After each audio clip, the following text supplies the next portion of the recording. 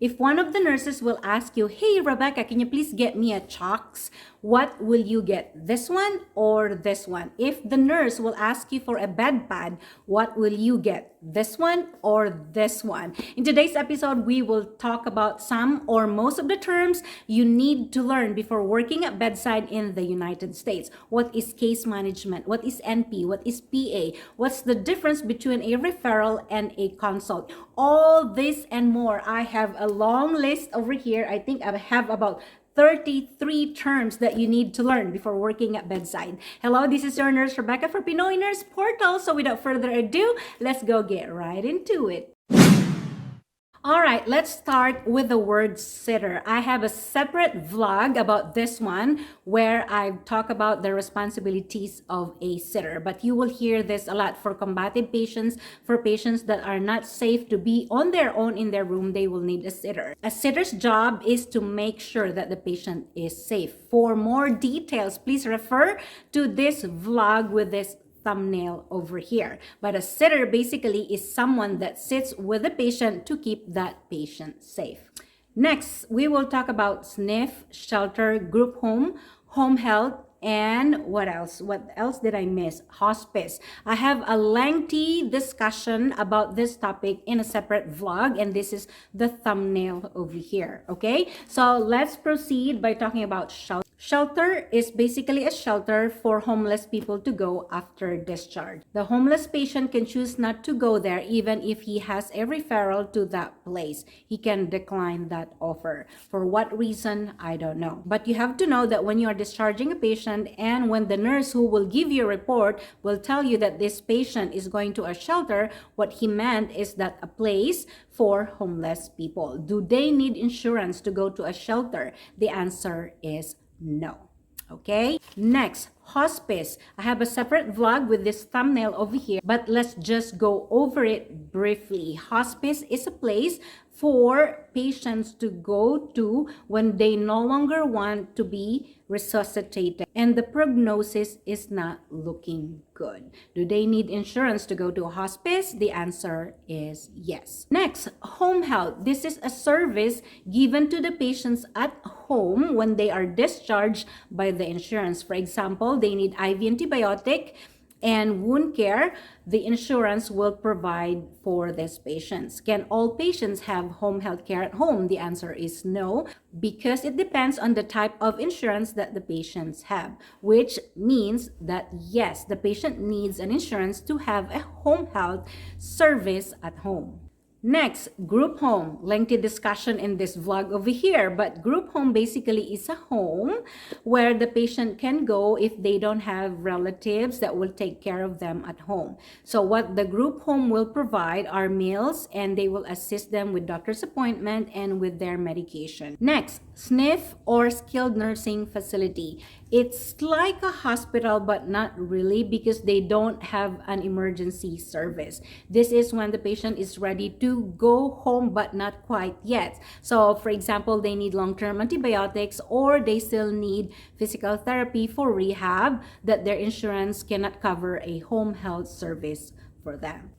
Next, what is WAIS, witness, and cosign? All right, you will hear a lot of this when you come to the United States because we've never done this in the Philippines, but in fairness, I've never pushed morphine in the Philippines. So over here in the United States, we give a lot of narcotics. The number one narcotic is morphine. So when do you need someone to waste with you? For example, you are giving a narcotic, and every time you don't finish the full or you don't give the full dose, let's say the order is 2 milligrams of morphine, but the vial is 4 milligrams, which means you are only giving 2 milligrams of morphine and you have to literally waste that 2 milligrams. Okay, so your nursing responsibility is you have to call someone to waste it and witness it at the PICSs or in your medication room. So when you pull out that medicine, you pull it out in the syringe, but it depends on the policy and protocol of your hospital.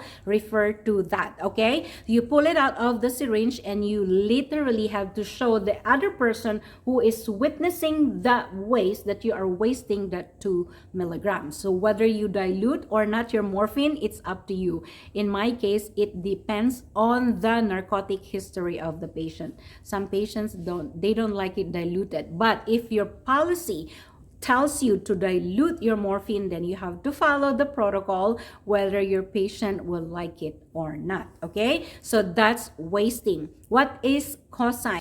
Let's say, for example, we are starting a PCA, patient care analgesia, okay? So when we are giving them a PCA, when you start a PCA pump, you need another person to witness and co-sign it with you. So your nursing responsibility as a co-signer, you really have to make sure that the person starting that drip, that PCA pump, is reading the orders, and you as the witness who will later on co-sign that PCA pump have to make sure that it is the right dose. It happened to me. I've witnessed a heparin drip. I co-signed it and I did not do my job. The weight of the patient on the chart is different on the weight they use on that medication. Okay, so there was a mistake. The patient was okay.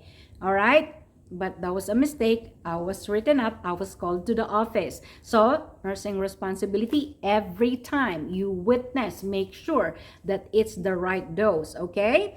And that's the reason why you will always have a witness when starting a PCA or a heparin drip. I'm sorry for the change of light. It's getting dark. I think it's like 6 o'clock in the evening now. So, but we have to continue to vlog. Well, anyway, next topic, lunch. You will hear this a lot. When someone will tell you, even at 2 o'clock in the morning, when they say, I need to go to lunch, which means they have to go on a break. When I was new, when they tell me I need to go to lunch, I said, why do they need to go to lunch at 2 o'clock in the morning? That means they want to go on a break, okay? So just ignore lunch means break. Okay, next, referral and consult. So what's the difference? All right, so in the Philippines, when, for example, a medical surgical patient needs a cardiologist and you will call that cardiologist, you call that referral. In the United States, they don't call it referral, they call it consult. So you will hear that a lot. So when you are giving report and you will tell the next nurse, oh, the patient has a podiatry consult. You will not tell that nurse the patient has a podiatry referral, okay? Now, next, when do they use the word referral? And you will also hear this a lot. This is when the patient needs a SNF, home health, hospice, and what else? Group home, okay? And that's the reason why I briefly discussed those terms in the beginning of this vlog, although I have a separate vlog about those, okay? So once again, referral is the term they use if the patient needs to go to this facilities over here. Let's say you need a case management to be involved in the care of that patient, you will also use the word case management consult. Or you need nutritionist, you will use the word nutritionist consult or physical therapy consult. Clear? Next, what do they mean when they say scoot the patient up? I'm missing a nail polish. What do they mean when they say scoot the patient up? I am tired. Are you caught up? Are you done? Okay, so maybe you know what this means, but when I came here, I did not know what they mean by scoot the patient up. Okay, it means boost the patient up. Hey, Rebecca, they called me. Hey, Rebecca, can you please help me scoot the patient up? Scoot the patient up literally means like lifting the patient, boosting the patient up, okay? Okay, next, let's talk about tired. When they say tired, when I was new here, you know, I have a lot of tatanga-tanga moments, okay? When they tell me, Rebecca, are you tired? Because I was yawning. And I said, no. What they meant is, are you sleepy? So when they ask you, are you tired? They are asking you whether you're sleepy or not, okay? Next, are you caught up? I also did not know what this means when I came here, okay? So when they ask you, hey, Rebecca, are you caught up? So back then, I did not know if I was supposed to say yes or no, but I would say yes, even if I did not understand what they were asking me. But when they are asking you if you are caught up, they are asking if you are like done with your work or with your work list. For example, you are charting and they ask you, hey, Rebecca, are you caught up yet? And you are not done charting yet, and you still have a lot of work that needs to be done in your shift, and you will tell them no, not yet. And they will usually tell you, do you need help with anything? And when they tell you that, or when they ask you that, please don't be shy. Pause for a moment and think of something that you can delegate or you can ask help for or help with. Okay, whatever the right term is, but don't be shy. If they ask you that, they really mean to help you. Okay. Next, what is handoff, report, and huddle? My camera is shaking. Okay, so huddle basically is a huddle. It is a mini report that's done before the shift will start. Okay, so let's say I am the incoming nurse and it's night shift. Before we get our individual patient's report, all of you working that night, the charge nurse, the CNA, and the nurses will have a huddle, and it is usually done at the break room, or maybe you have a conference room. That's where it is done. Okay, these are little reminders for the incoming shift. This is also the time where they will discuss previous mistakes that happened in the shift, or let's say, for example, this is also the time where they have to emphasize certain things that we need to take care of, take note of during the shift. For example, we have restrained patients. They are very big on documentation with restraints. We document every 2 hours. Is it every 2 hours? I'm on vacation right now and I don't remember if we document every 2 hours. Correct me if I'm wrong. If it's, I don't think it's 30 minutes. Okay, it's every 2 hours. Whether it's violent or non-violent restraints, comment down below how often you document your restraints. Okay, so basically that's what we do in a huddle. If I miss something, I'm on a vacation, so my brain is on vacation mode. Comment down below if I missed something about the huddle. Next, report and handoff. So in the United States, we no longer use the word endorsement. In the Philippines, we use that a lot, endorsement. So it's time for endorsement. Over here, they don't use that. So report or handoff basically is the end shift report. I am the outgoing nurse. I will give you a report about my patients, okay? And if you want to know the structure of report, I have a semi-good slash mediocre structure of giving report in the United States, but I think I tackled 65, okay, fine, 70% of what you need to say during a handoff. This is the thumbnail over here, and I'll do my best to make a better vlog about handoff or report. But I promise you, you will learn a thing or two when you watch the vlog, okay? Next, what is chalks, what is bed pad, and the tube system? Okay, so let's say they will ask you, Rebecca, can you please get me chalks? You'll be confused. You don't know what's chalks. I've never heard of the word chalks in the Philippines. So when they ask you for chalks, this is this one. Sometimes it comes in blue or this color over here. Okay, so don't bring them this because this is the bed pad. The linen is the bed pad. Okay, and the chalks is the disposable one. Okay, and what's the other one I said? Oh, tube system. What is a tube system? Every hospital will have a tube system. And correct me if I'm wrong, if the bed capacity of a hospital is 250, I think, or more, that hospital will need a tube system. It looks like this, and you use it to transport a lot of things. Let's say, for example, the fourth floor will call your unit. Hey, Rebecca, can you please send me 10cc syringes? We don't have 10cc syringes. You will not go to the next floor, to the fourth floor, to give them that. You can send it via tube, okay? Can you send specimen in the tube system? The answer is yes. Back in the days, we cannot send blood culture specimens in the tube system because our blood culture bottles used to be glass. But now we use a plastic blood culture bottles. They can also send medications, but can they send narcotics? New nurses in the United States, okay, if you will request a narcotic from the pharmacy, don't expect to see it in the tube system. They will not send any narcotics in the tube system, all right?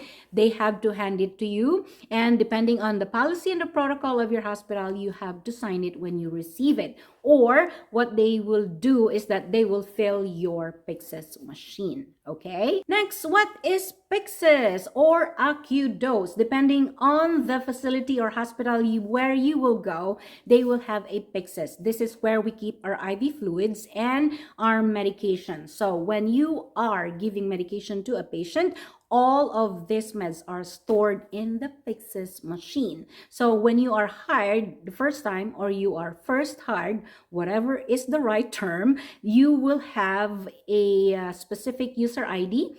And in our hospital, we use our fingerprint to log into the Pyxis machine. In my old hospital, we use a username and a password. But when I moved to my current hospital right now, we log in with our username, but we use our fingerprint to log in. Okay, nursing responsibility. When you are done using the Pyxis, make sure that you log out. Because if they cannot use your fingerprint to log in, but if you leave the Pyxis machine, someone who's crazy can open that Pyxis and pull out narcotics under your name. Nursing responsibility, future USRN, make it a habit. Develop good habit to log out in your computer and your Pyxis machine every time you go in there. Maliwanag? Okay. Next, let's talk about NINP, HIPAA, NP, and PA. I have a separate vlog about NINP and HIPAA. These are the thumbnails over here, and it will be linked down below. NINP stands for no information, no publication, and your nursing responsibility is you are not allowed to give anyone any information about that patient if they are labeled NINP. They need certain password for you to divulge any information to others. Okay, let's say a relative will call the hospital. They will ask for, hey, do you have a patient Petra Cleopatra? And the patient is indeed admitted in your unit, but the patient is labeled NINP. And then you will ask this caller, do you have the password? If they don't have a password, you are in no way going to give any information about that patient, not even the room number. Okay? Next, what is HIPAA? HIPAA stands for this one over here. Your nursing responsibility, again, just like NINP, is you are not allowed, nurses or future CNAs, to divulge any information or to share any information to anyone not involved in the care of this patient. HIPAA basically means protecting the privacy of the patient, okay? Every patient in the hospital has the right to privacy. And if you want more information about that on a lengthier discussion, this is the vlog here and link in the description down below. Next, what is PA? What is NP? PA stands for Physician Assistant. NP stands for Nurse Practitioner. Your nursing responsibility is when an NP or a PA will order something. Yes, you as a nurse can transcribe that orders because they have the right to make orders. Yes, NP and PA can even order narcotics and all that stuff, okay? Next, let's talk about case management / case manager. You will hear this a lot. Case managers are always involved in the care of the patient. In our unit right now, which is the burn unit, every time a patient comes in, let's say for example, you feel that the patient is abused, okay? You don't need a doctor's order to write a case management order. You can override that, okay? And when writing an order to consult the case management, you can just say nurse protocol on the order. If you are using Epic, you will know what I mean.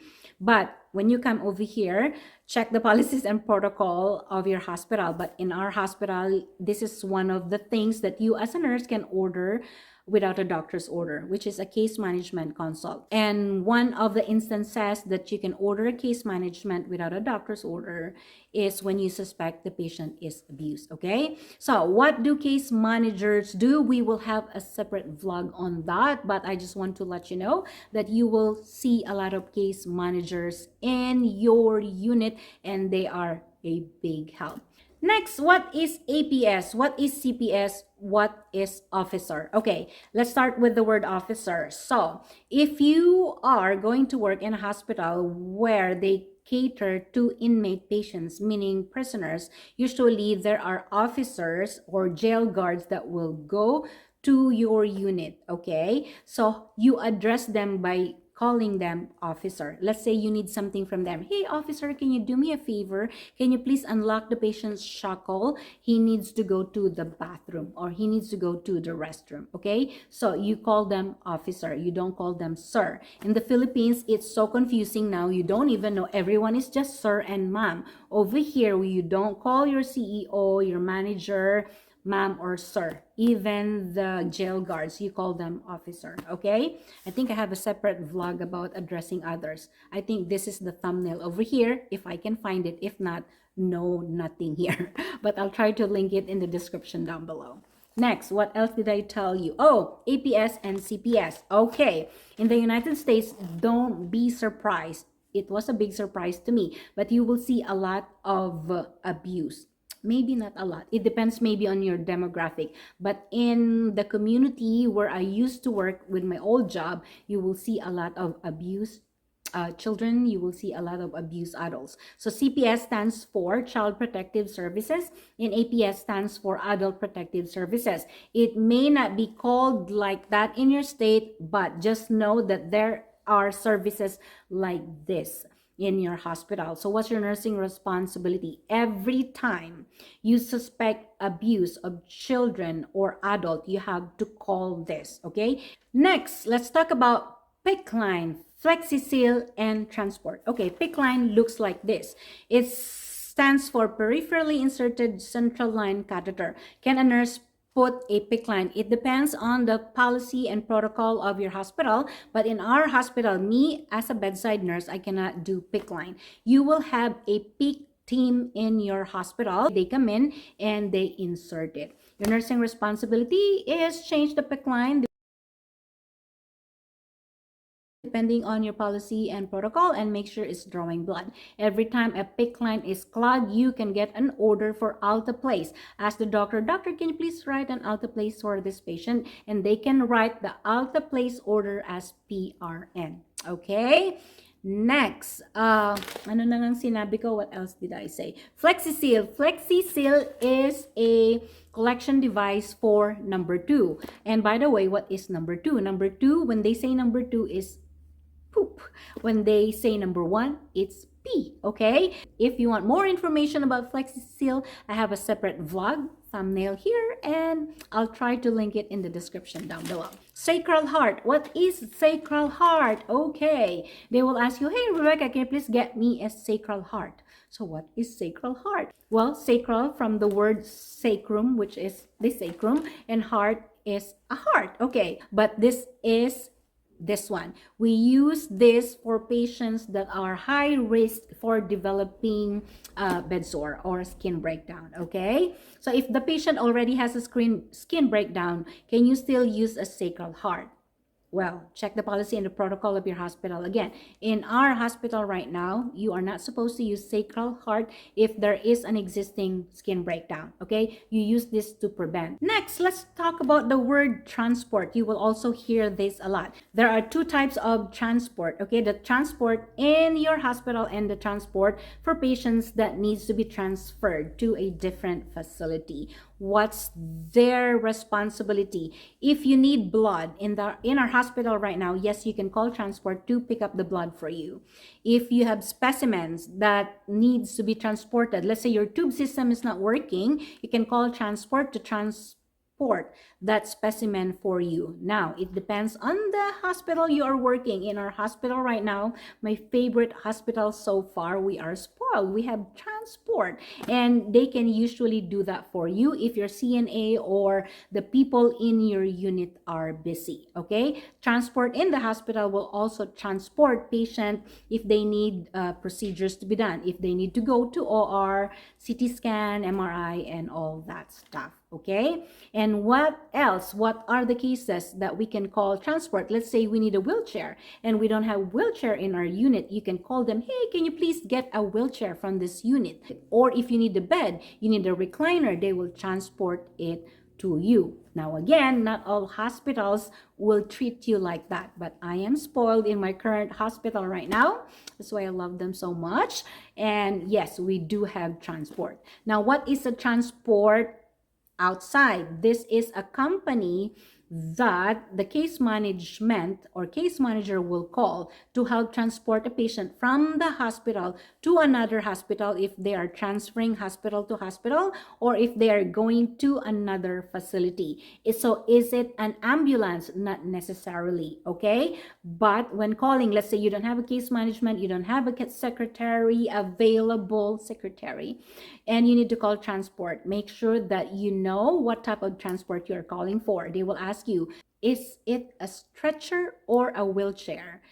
So they will send you a wheelchair van or a stretcher van. So there's a difference. So don't make that mistake calling them for a stretcher van when the patient doesn't need it. The patient only needs wheelchair. Okay. Oh my God, I'm so sorry about the transition. It's now so dark, so I have to turn the lights on at the background. Well, anyway, let's talk about SI. You will hear this also, maybe not a lot, but SI stands for suicidal ideation. Nursing responsibility: when a patient will verbalize that they want to harm themselves, do not, never, ever ignore that. Make sure you write that in your note and you make sure to get a doctor's order or tell the doctor to come assess the patient, and he will decide whether the patient will need a sitter or not. So whether the doctor will order a sitter or not, make sure to write it in your notes that you in fact told the doctor about this and how the patient told you. You can use quotes. Let's say the patient said, I want to kill myself. You could write that in your note. Patient verbalized, I want to kill myself, or the way they said it, okay? Next, let's talk about Dilaudid. Oh my God, we don't have Dilaudid in the Philippines. In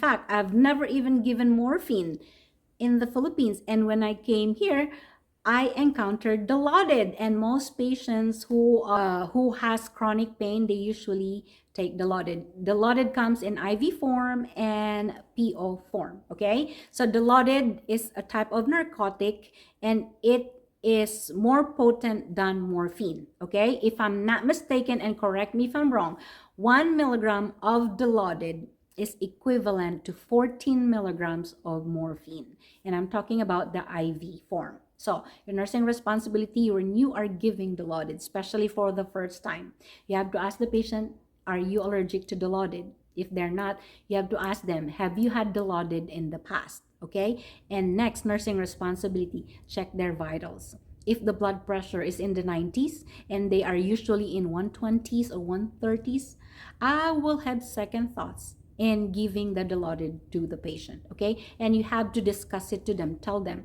I'm sorry, I cannot give you Dilaudid because your blood pressure is 80/50. Okay, now there you have it, guys. Thank you so much for watching today's episode of Pinoy Nurse Portal. This episode of Pinoy Nurse Portal is dedicated to all my followers in Arizona, especially Ate Esper, Ate Cecil, and Jennifer Argame, and to my number one fan again, Ryan Argame of Peoria. Thank you so much for watching today's vlog. Please don't forget to like, share, and subscribe. See you on our next vlog.